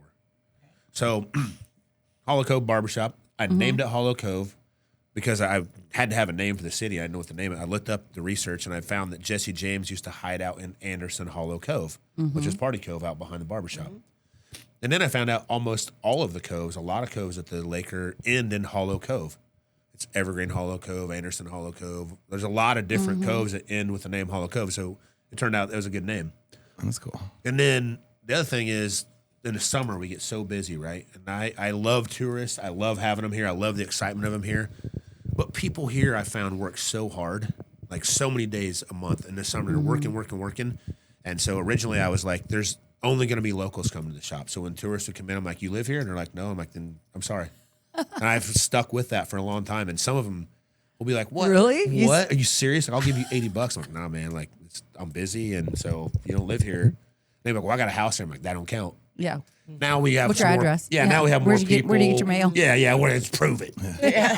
And I think people kind of were attracted to that too. Like they kind of felt like cool that they get to come to a local It's shop. like a club. And if I a felt like local's that, in there yeah. getting a haircut Yeah, and then it's someone like a- walk in from out of town and I'm like, nah, you can't get a haircut there. Like, The yeah, record scratch, I and can. everyone You should have looks like a at DJ them. there You know? every time somebody. No way. Dude, well, anytime I get last time it was like Mark Bear was getting his haircut, and then Riley Windhorse was right behind me. It's just yeah. like all like the local dudes. Oh, that yeah. are doing it, yeah. Everybody we all Riley know for comes sure in is there. there. All the Oh, good yeah. old We'll boys. get some more. Oh yeah. Yeah. Oh yeah. Riley parked his Mini Cooper right next to the slingshot. So funny. He drives that Riley, thing. Mini Cooper. All the things he could drive, he drives that all the time. He I love loves that it, dude. Yeah, Les has that. What is it? Ferrari Hurricane. I don't know what that. And is. he drives a Mini Cooper. He's a super fast, badass super. Oh, I thought it was like a little Mini Cooper thing. He drives a Mini Cooper instead of his Ferrari. I thought a Ferrari made like a little. Oh no. Yeah, Dang, you're in the club for real with that slingshot. get my haircut. Ozark get my Alliance. haircut. I want to mention the thing if it's okay with you guys, if it's cool. Oh no, dude, you 1000%. brought up. It sounds awesome. So I do a haircut for this guy one day in the shop because he's a local guy and he's from the Climax area. And we get to be friends. And he says, hey, my wife runs a nonprofit called Ozark Alliance to benefit Climax Springs. And she would like to know if you'd come do free haircuts for the kids that are going to school in Climax Springs. So, like, this year it's August 20th. And I think I've been doing it for 3 or 4 years now. So when the kids come in to sign up for school, we give them free haircuts. Did they do it at your shop, or do you go? No, to I go there. I go to the they- school. Do you Okay. need Cool. even more help with more people giving haircuts?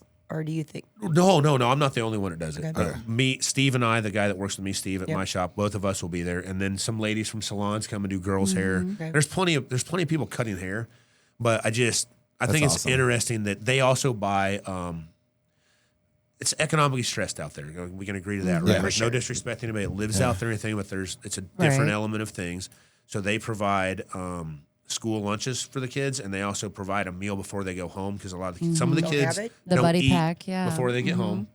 And then they, not me, I give the haircuts out. I gave a bunch of backpacks to them last year. So they buy all the school supplies for the whole school for the year, and they provide meals, and they also buy coats and gloves and warm clothing for the kids. Yeah. Yeah, because the I year. don't have a heater. That's air conditioner. great. There's not very many out there, Yeah, But right. I don't know if you could reach out to Lindsay. Like maybe we could pop up a thing or Oh, something. we'll pop up a thing too. Definitely. Yeah, that they can. They have one of them scan codes so you can. Yeah, And QR she codes would. donate. Lindsay would be the one to coordinate with about what they need or what they do. Okay. And I'm sure there's tons of benefits around the lake. That's just the one that I'm Right. part of, and I'm pretty excited about it.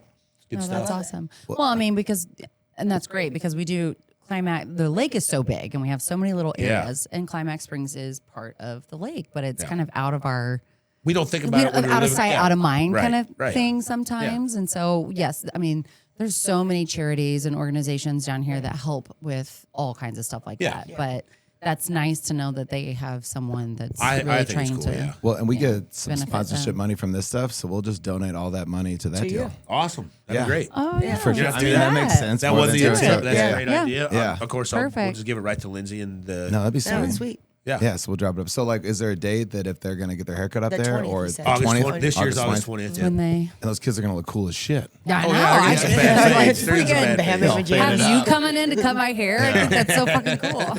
So- Yeah, so you love lake life. Oh yeah. Yeah. Oh, absolutely. I'm very thankful to be here. They'll bury me here. I love it here. I've got to live a lot of cool places, but this is just the.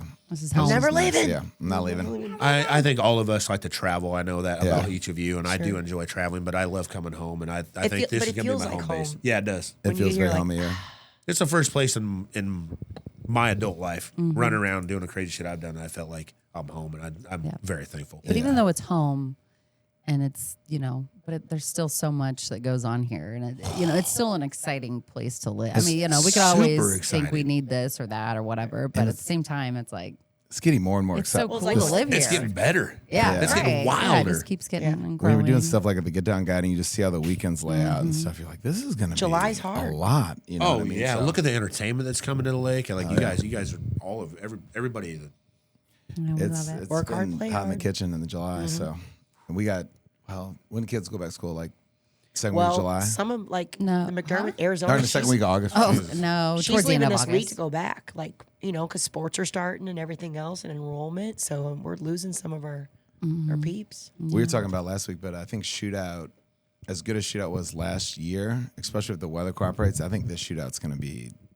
insane. Like I think it's going should to be a good one. is it wow, dog wow. days again? Yeah, they're keeping that setup. Yeah. Because we were talking about it, but like everyone was like on the fence about that setup. It's way better. I feel like there, And it's just going then- to start growing. People don't like change, and so you have to get everybody in that mode. And it's always No, gonna nobody. improve on- Everyone just Yeah, wants to first, complain second online. years or whatever, it's kind of slow build and it gets Yeah. bigger. But people are contributing more and more. And Well, and every time I'm over at your shop now, I get my haircut, that you can see the amusement park. And from Yeah, like watching getting that my go haircut, up. like from last time to now, I'm like, this is noticeably different. Like, Oh, they're yeah. cooking on that thing. yeah, they're So, making big progress there. yeah. All right.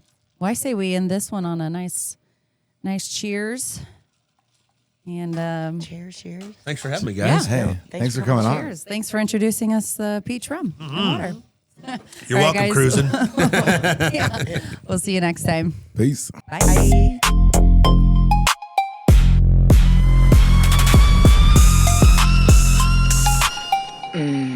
SwifTEA.